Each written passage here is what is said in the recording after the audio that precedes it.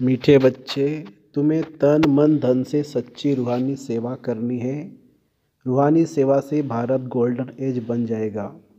प्रश्न, बेफिक्र रहने के लिए सदा कौन सी बात याद रखो? तुम बेफिक्र कब रह सकेंगे? उत्तर, बेफिक्र रहने के लिए सदा याद रहे कि यह ड्रामा बिल्कुल एक्यूरेट बना हुआ है। जो भी ड्रामा अनुसार चल रहा है यह बिल्कुल एक्यूरेट है, परंतु अभी तुम बच्चे बेफिक्र रह नहीं सकते। जब तुम्हारी कर्मातीत अवस्था हो तब तुम बेफिक्र बनेंगे। इसके लिए योग बहुत अच्छा चाहिए। योगी और ज्ञानी बच्चे छिप नहीं सकते। ओम शांति। पतित पावन शिव भगवान वाच। बाप ने समझा दिया है कि देहधारी मनुष्य को कभी भी भगवान नहीं कहा जा सकता। मनुष्य यह भी जानते हैं पतित पावन भगवान ही है, श्री कृष्ण को पतित पावन नहीं कहेंगे। बेचारे बहुत मूंझे हुए हैं। भारत में जब सुत मूंझ जाता है तब शिव बाबा को आना पड़ता है। बाप के बिना उसे कोई सुलझा न सके। वही पतित पावन शिव बाबा है जिसको सिर्फ तुम बच्चे ही जानते हो।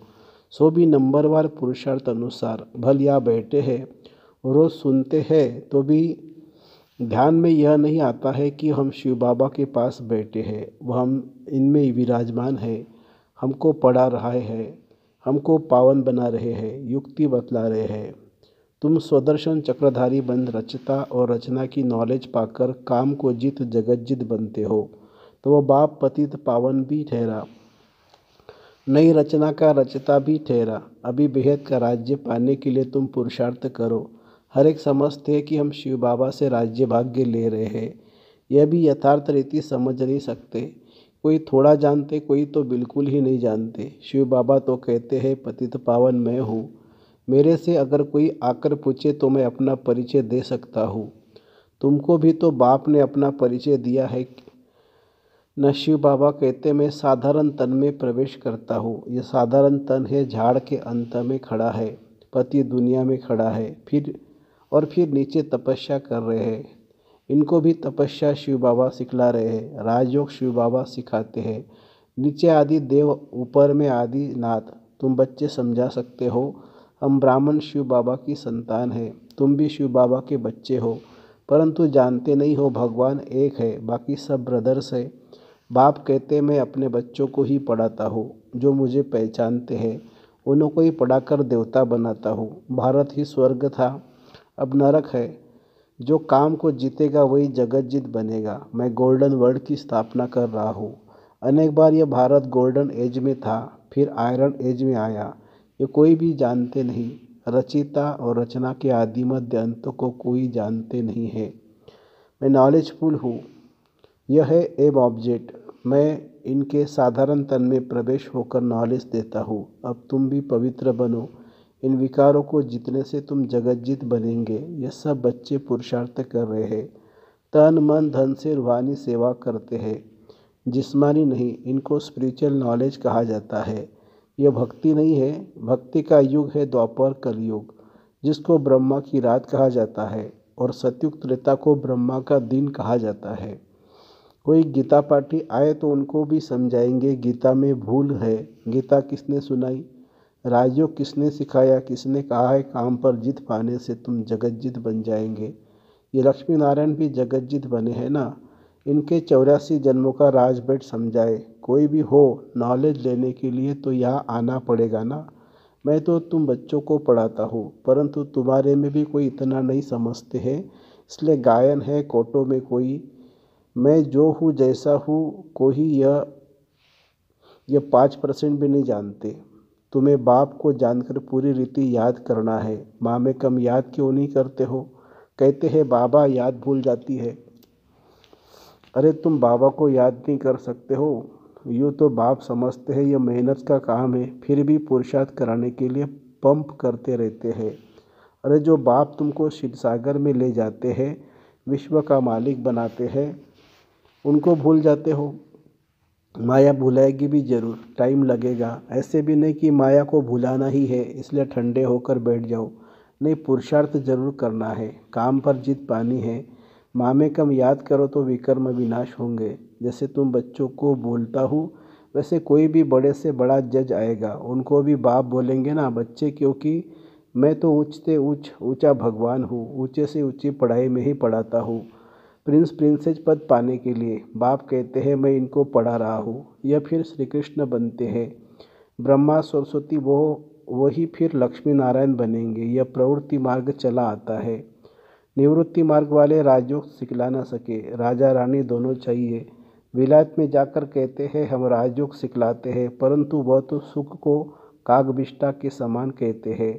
फिर राजयोग कैसे सिखलाएंगे? तो बच्चों को उछल आनी चाहिए, परंतु बच्चे अजून छोटे हैं, बालिग नहीं बने हैं। बालिग बनने की हिम्मत चाहिए। बाप बतलाते हैं यह है रावण संप्रदाय। तुम पुकारते हो पतित पावन आओ, तो यह पतित दुनिया है ना? तो यह पतित दुनिया है या पावन दुनिया है? तुम समझते हो ना कि हम नरकवासी है। क्या यह देवी संप्रदाय है? राम राज्य है। तुम रावण राज्य तुम रावण राज्य में तुम रावण राज्य के नहीं हो। अब रावण राज्य में सबकी आसुरी बुद्धि है। अब आसुरी बुद्धि को दैवी बुद्धि बनाने वाला कौन? ऐसे 4-5 प्रश्न पूछो तो मनुष्य सोच में पड़ जाएंगे। तुम बच्चों का काम है बाप का परिचय देना। झाड़ तो धीरे धीरे बढ़ता है, फिर बहुत वृद्धि को पाएंगे। माया भी चक्री लगाकर एकदम गिरा देती है। बॉक्सिंग में ही बहुत मरते हैं, इसमें भी बहुत मर जाते हैं। विकार में गया और मरा, फिर नए सिर पुरुषार्थ करना पड़े। विकार एकदम मार डालता है। जो कुछ जंक निकाल पतित से पावन बना, वह भी कमाई चट हो जाती है। फिर नए सिर मेहनत करनी पड़े। ऐसे नहीं उनको अलाउ नहीं करना है, नहीं उनको समझाना है। जो कुछ याद की यात्रा की पड़ा वह सब खलास हो गया, एकदम नीचे गिर पड़ते हैं। फिर भी घड़ी घड़ी अगर गिरते रहेंगे तो कहेंगे गेट आउट। 1-2 बारी आजमाया जाएगा। 2 बारी माफ़ी मिली, फिर केस होपलेस हो जाता है। फिर आएगा भी, लेकिन एकदम डर्टी क्लास में। भेंट में तो ऐसे कहेंगे ना, जो बिल्कुल कम पद पाते हैं उनको कहेंगे डर्टी क्लास। दास या चंडाल प्रजा के भी नौकर चाकर सब बनते हैं। बाप जानते हैं मैं इन्हों को पढ़ा रहा हूँ, हर 5000 वर्ष के बाद पढ़ाता हूँ। वह लोग लाखों वर्ष कह देते हैं। आगे चलकर यह भी कहने लग पड़ेंगे कि बरोबर 5000 वर्ष की बात है। वही महाभारी लड़ाई है, परंतु याद की यात्रा में रह न सके। दिन प्रतिदिन टू लेट होते जाएंगे। गाया भी जाता है बहुत गई थोड़ी रही। यह सब इस समय की बातें हैं। बाकी थोड़ा समय है पावन बनने में। लड़ाई सामने खड़ी है। अपने दिल से पूछना है हम याद की यात्रा पर है। जब कोई नया आता है तो बच्चों को फार्म ज़रूर भराना है। जब फार्म भरे तब उनको समझाया जाए। अगर किसी को समझना ही नहीं है तो फार्म ही क्या भरेगा? ऐसे तो ढेर आते हैं। बोलो, बाप को पुकारते हो पतित पावन आओ, तो ज़रूर यह पतित दुनिया है। तब तो कहते हैं कि आकर पावन बनाओ। फिर कोई बनते हैं, कोई नहीं बनते हैं। बाबा के पास पत्र तो ढेर आते हैं, सब लिखते हैं शिव बाबा केयर ऑफ ब्रह्मा। शिव बाबा भी कहते हैं मैं साधारण तन में प्रवेश करता हूँ, इनको 84 जन्मों की कहानी सुनाता हूँ। और कोई भी मनुष्य रचता और रचना के आदि मध्य अंत को नहीं जानते। अब बाप ने ही तुमको बताया है। यह चित्र आदि भी बाबा ने दिव्य दृष्टि देकर सब बनवाए हैं। बाबा तुम आत्मा को ही पढ़ाते हैं। आत्माएं झट अशरीरी हो जाती है। इस शरीर से अपने को अलग समझना है। बाबा कहते हैं बच्चे देही अभिमानी भवो, अशरीरी भवो। मैं आत्माओं को पढ़ाता हूँ। ये मेला है आत्माओं का और परमात्मा का। इसे संगम का मेला कहा जाता है। बाकी कोई पानी की गंगा पावन नहीं बनाती है। साधु संत ऋषि मुनि आदि सब जाते स्नान करने। अब गंगा पतित पावनी हो कैसे सकती? भगवानुवाच है ना, काम महाशत्रु है, इस पर जीत पाने से तुम जगज्जीत बन जाएंगे। गंगा व सागर तो नहीं पर कहते हैं, यह तो ज्ञान सागर बाप समझाते हैं। इन पर जीत पाने के लिए मामेकम याद करो तो तुम पावन बन जाएंगे। दैवी गुण धारण करो, किसी को दुख मत दो। पहला नंबर दुख है काम कटारी चलाना। यही आदि मध्य अंत दुख देने वाला है। सतयुग में यह होता नहीं है। वह पावन दुनिया, वहाँ कोई पतित रहता ही नहीं है। जैसे तुम योग बल से राज्य लेते हो, वैसे वहाँ योग बल से बच्चा पैदा होता है। रावण राज्य ही नहीं है। तुम लोग रावण को जलाते हो, पता ही नहीं पड़ता कि कब से जलाते आए हो। राम राज्य में रावण होता नहीं है। ये बड़ी समझने की बातें हैं जो बाप बैठ समझाते हैं।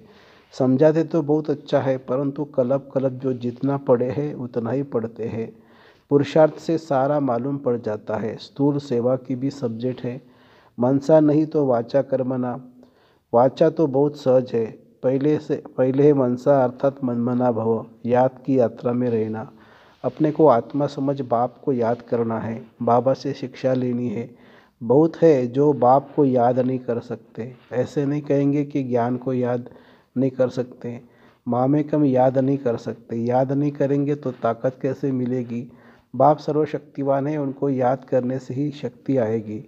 इसको ही जौहर कहा जाता है। कर्मना भी कोई अच्छी करे तो पद मिले, कर्मना भी नहीं करते तो फिर पद क्या मिलेगा। सब्जेक्ट होती है ना, यह गुप्त समझने की बातें। वो लोग योग योग कहते हैं रहते हैं, परंतु समझते नहीं कि योग से तुम विश्व की बादशाही लेते हो।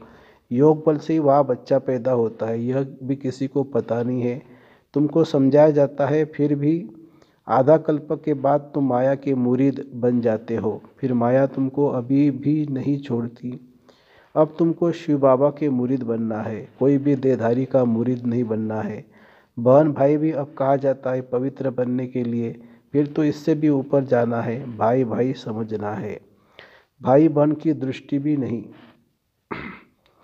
ड्रामानुसार जो कुछ चलता है बिल्कुल एक्यूरेट। ड्रामा बहुत एक्यूरेट है। बाप तो बेफिक्र है, इनको तो फिक्र जरूर रहेगा। बेफिक्र तब रहेंगे जब कर्मातीत अवस्था होगी, तब तक कुछ ना कुछ होता है। योग अच्छा चाहिए। योग के लिए बाबा अब जोर देते हैं। इसके लिए कहते हैं घड़ी घड़ी भूल जाते हैं, बाप उलरना देते हैं।